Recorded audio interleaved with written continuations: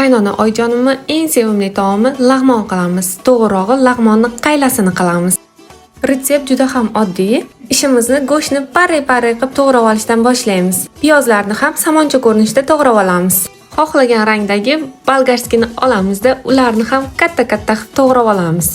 Oq turpimizni ham shunaqa parray qilib to'g'rab olamiz. Koreyskiy karamni shunaqa o'zagini olib, uni to'rtburchak shaklida to'g'rab olamiz.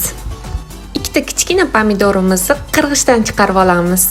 Sveji chesnoklar ovqatimizga umuman boshqacha mazza beradi.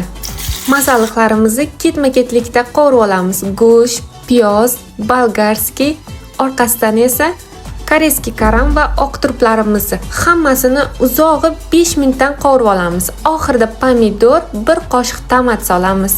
2 kosada suv solib, yarim soat qaynatamiz.